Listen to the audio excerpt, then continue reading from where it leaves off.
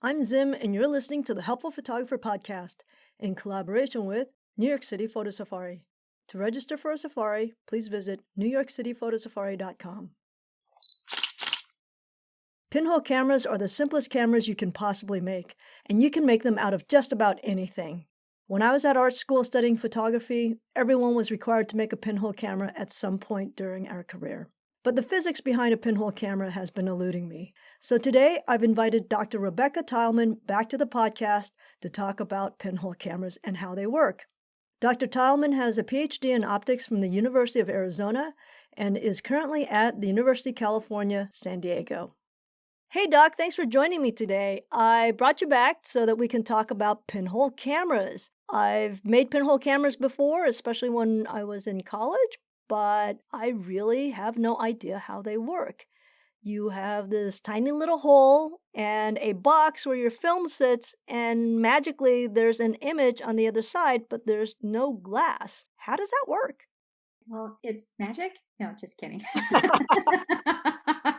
So, Right, smartass. okay, all right. Okay, so how does it work? When you're taking a picture of an object, the idea is you get light scattered off of that object onto your film, right? The idea is it needs to be illuminated to see much of anything.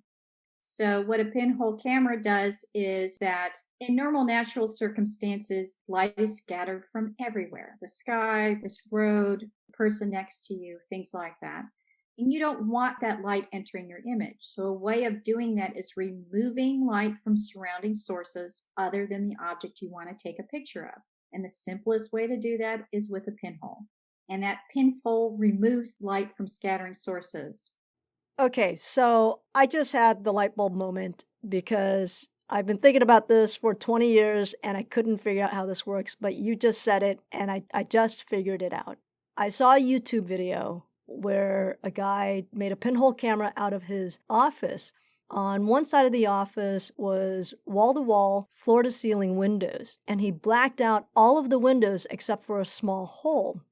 On the wall opposite the windows, you could see an image of the parking lot. And I couldn't figure out how that worked because without the windows blacked out, it's just a white wall. We don't see the cars in the parking lot projected onto that wall. And I just figured out that that's because it's a depth of field issue.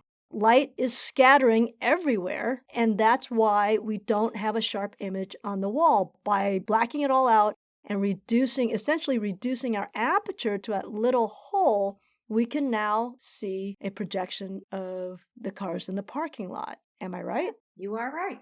Finally, Basically, after 20 years. yeah. As long as you remove light from surrounding sources, which are scattered from anything other than what you want to see, you can actually get an image through a tiny hole. So essentially, our eyeballs, everything, we're always looking at a reflection off of surfaces unless you're looking at the light source itself, right? We see the cars in the parking lot with our eyes because light is reflecting off of the cars. And therefore, it's reflecting onto the wall, but because it's so scattered, our eyes have basically unscattered that light. That's why we see sharp. But that wall and the windows uncovered is scattering the light so much that we don't see an image of the parking lot. Correct.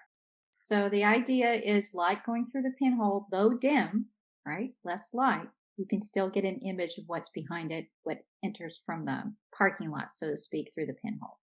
So, why make a camera with glass? Well, the deal is that again, it's a illumination game, right? The idea is that you may see the parking lot through a tiny pinhole, but it will be quite dim. I mean, it takes a lot of light in order to create an image.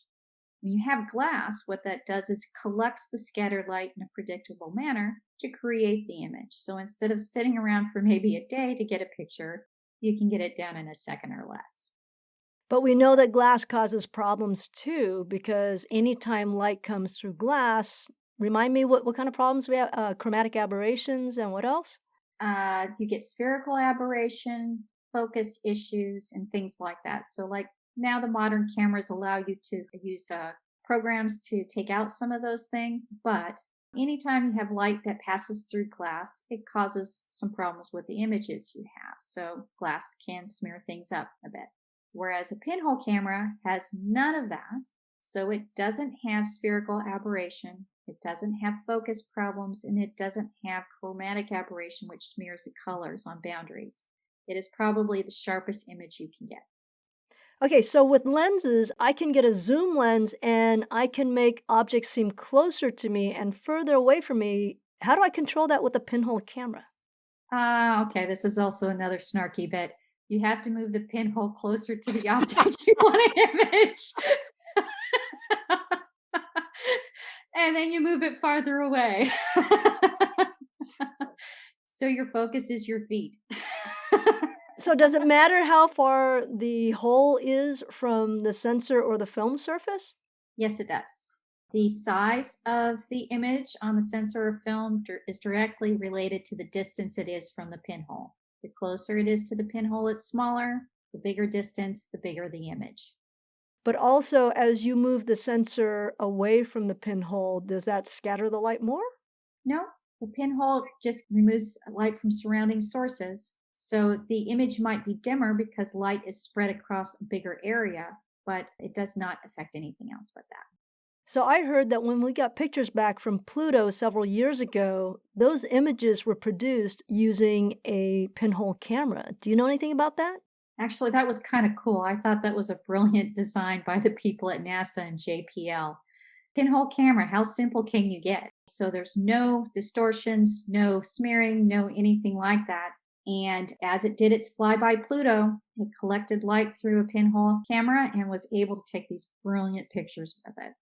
Okay, so I assume that what happened with the NASA probe is that they probably just built a metal box with the fixed length between the hole in the front and the sensor behind. And that thing can get hit by an asteroid, and you're not going to change the focus, shall we say, of the image, right? Correct. It's a very, very simple system, a hole and a detector array.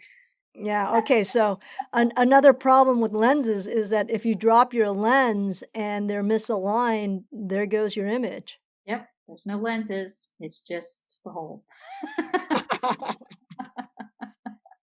Yeah, so the Pluto flyby was just fantastic work by NASA and JPL. But what a lot of people don't really notice is that they carry pinhole cameras around with them every day. Really? Yep. And if you look at your camera phone, those are pinhole cameras. But there's a piece of glass in there. I know because I shattered one the other day. Okay. Well, the piece of glass doesn't really, like, the cover doesn't cause a problem, and there is a tiny little lens to help capture more light. But they're all pinhole cameras. Very, very simple. They'll produce very sharp images. And with the detectors, however they are nowadays, sensitive to the light that they collect, you can get some pretty brilliant pictures. So essentially, the glass, even though it's got chromatic aberrations and spherical aberrations, etc., the point of the glass is to basically focus more light into our sensors so that we don't have such long exposure times. That's pretty much it. Well, I think that's it. Thank you so much for joining me and explaining pinhole cameras. I'll give you another call maybe in a couple of months when I have more of these questions. Thanks, Sim, for having me on. I really enjoy these chats.